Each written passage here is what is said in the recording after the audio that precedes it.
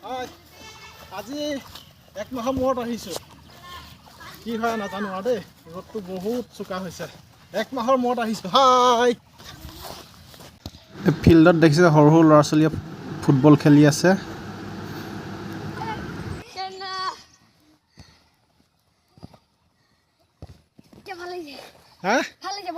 সদায় খেলা নে তোমালোকে?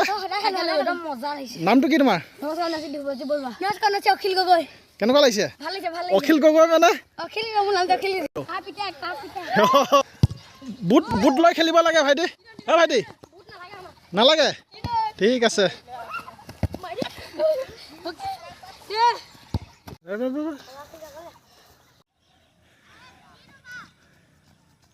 এইয়া আমাৰ ল'ৰাহাত পূৰা দৌৰিছে। এইয়া মই দৌৰিলোঁ 7 পাক ভাগৰি গ'লোঁ। এতিয়া এওঁলোকক